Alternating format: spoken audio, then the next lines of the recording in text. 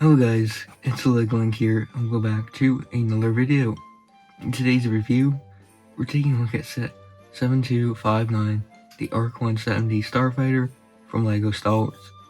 This set released in 2005 and has 396 pieces and 4 minifigures. And it only cost $40 back in the day, but nowadays it's upwards of $100 used and $360 sealed. So yeah, it is a very expensive set to get nowadays. And this was based on episode 3, Revenge of the Sith, because the ARC-170 first appeared in that movie. And yeah, this was the first ever ARC-170 released for sale from LEGO. And there is a third version coming out in 2025, along with the 20th anniversary of this set, since it was released in 2005. So yeah, I thought I'd take a look at it since its anniversary is coming up and because the new one got revealed. The back of the set, we can see some new play features we'll be looking at later. And we can also see some alternate builds. It was almost the end of the era where they stopped showing these, and then we have some other sets that will be taking, or that will come out, or that came out around this time. And we might be seeing one of these sets.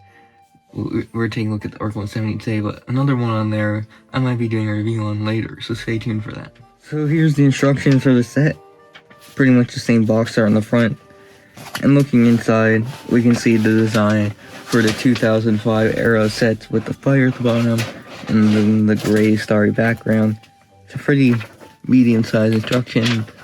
And once we get to the back, you can see some LEGO Club mailing things and all the sets that came out in 2005, which look amazing on the back with all that art. And then some of the same box art reprinted in this. So yeah, let's move on to the figures. 3 of the figures in this set are the exact same, being the pilots.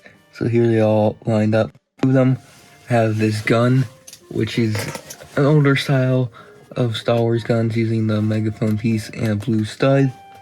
And then they all have sand blue legs and arms, which isn't the most accurate, but it looks pretty cool.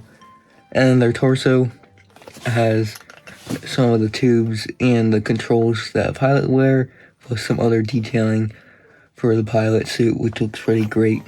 Then the helmet is using the same mold as the other clone trooper helmets from 2005, which doesn't really work because they didn't have the same helmets in the ships. They have a different style of helmet. But the design on it is pretty cool. There's some sand blue markings on the sides, plus some black markings around the bottom of the helmet. And then up top we can see the Republic logo on the side of the helmet, plus some more detailing. And then there's just a black head underneath. But yeah, it's a pretty basic figure, but still good to get 3 of them to army build and also pilot your shuttle. So we also get this red Astromech droid in this set. Now it's not exclusive, it's appeared in a bunch of other Star Wars sets. But it's cool to get an Astromech to fit in the ship. The red does look pretty nice on this one, and the silver as well. Even though it's just a basic figure, again, it helps add to the set and the ship overall. So here's the ARC-170. This is a pretty long set. It's very long, the wings are pretty long, and the main build of the body is pretty bulky and big, which is good. I know some of the recent sets are going to be pretty downsized, so if you like size, you could probably get one of the older ones. But yeah, it mostly has a white and dark red color scheme with that old dark red, which I really like. And there's a bit of green and tan mixed in there for like the front. So yeah, it's a pretty standard design. It matches the movie well, and it just looks pretty nice. So let's take a look at each section one by one.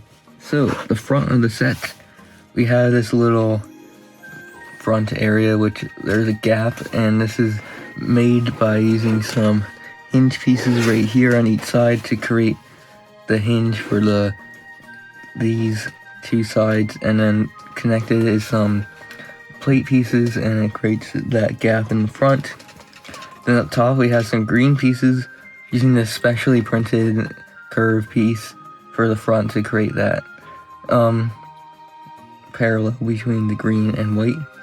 There's a bit of tan as well to add a bit of detail for the markings of the ship. Then we have the first cockpit, and we can take one of our figures, and the cockpit, you just have to remove it. It's, well, I didn't mean to remove the entire front, but it's attached to this 2x2 there, and then inside there is not much in there, but we do have a little seat backing here with this white piece, and there's this half of the triangle for like the back of it, and there's plenty of room to put your pilot in, and plenty of arm room with those pieces on the sides, and you can put it on pretty quickly. So now we can go up a bit for the ship, so it is raised up. There's a lot of pieces underneath that raise it up, and you can see like the bottom, there's some slopes and stuff underneath. Yeah, so this big back part is raised up, and we do actually have two different areas for the pilot. So we have one in the front, one in the back, and then these two windshields raise up on hinges, and you can see there's some pretty nicely designed control panel pieces. It's kind of hard to show with these wings in the way, but if I take this black piece out, you can see the design has some nice blue, and there's a droid tri-fighter printed on the tracking panel, which is pretty nice. And yeah, that does appear on the other side, and there is plenty of room again to put both your pilots here to control the two sections, which is pretty nice. They're always good to have great interior room. It might be kind of hard to fit it with the guns in, but it's interesting. And you also, these two sides here will be able to fold out to allow you to put it in easier. So these two sides are on hinges, and you might need to take the guns out to like actually keep them in nicely, but yeah, there we go. Fits in, they fit snugly. And then these do have some great printing as well on these transparent pieces with some white and red, and it's the same on the other side. So yeah, pretty nicely detailed slope pieces. And then also, you might notice there's some yellow studs here, plus this green tile and stuff. The green tile is just for these to sit on, but the round stud and yellow tiles are actually for your droid. So you can take your Astromech, place it on, then you put everything back, put these down, and now it's snugly in place. You can't really take it out. So yeah, that's pretty neat. Then at the back of the ship, we do have some nice printed pieces with some red and a bit of green, plus this little rotating cannon, which does easily break off this piece, but there's some blue on there and it looks pretty nice.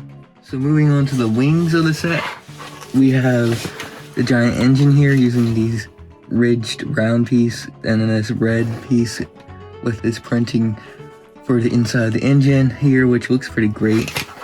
And then we have the actual back of the engine here with the thrust of orange, and there are some gears there which are for a play feature we'll take a look at. But yeah, the wing has three separate pieces to it. So we have the middle piece, which is the longest, so there's a bunch of white here and a bit of a red tip at the end. And then there's this giant gun underneath, which is pretty long, so it has like two layers. We have a smaller one here, and then a bigger one using this lance piece here, which looks pretty great using more of those transparent light blue. And there's also a gap in the middle, which again is going to be important for the play feature. But then there's also two smaller wing pieces, which will move up with the play feature we'll look at. You can see there's rubber bands, and we'll talk more about that. There's a printed piece here for the marking of the ship, and then underneath we have the same exact design, but it doesn't have that printed piece. The other side of the ARC-170 is pretty much the same exact piece, or same exact design with the same engine, thrust, same wing design, same two top and bottom wing design, so there's not much really to go over with that. So at the back here, you may have noticed this little gear piece with the rubber band attached to it, and this actually has two play features. So the first one, what you can do is pull it back, and you'll notice some bombs will drop out. So how this works is you actually have to load these. You can see there's a gap between this windshield piece. So you put them in there and they go into a little chamber. It's kind of hard to show, but you can see inside there's a little yellow slope in there that leads to a chamber, which is kind of underneath the Astromech droid. And by pulling this out, it removes, so you can see it'll go on top of this yellow round piece here, and when you pull it out, it will let them fall out of the chamber there. It won't fall out since it's upside down, but it's a pretty neat feature, pretty simple one, but effective at the same time.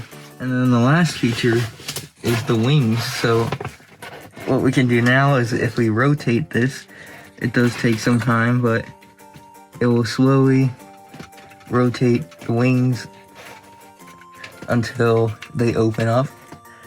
So you can see them starting to open, and yeah, they open up now. So what this piece does is it rotates an axle, which goes to this gearbox underneath.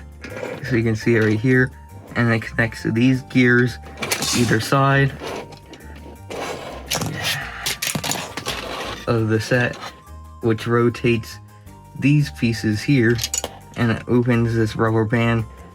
So yeah, it rotates that red piece, the piece in the middle with the red balls either side, and that makes it so these rubber bands expand, opening the parts up. So the ship all opened up now with the wings. It looks great in attack position, and yeah, it's just a pretty cool feature to get the ship looking like it is when it's actually in battle. The only downside is it's very slow to close.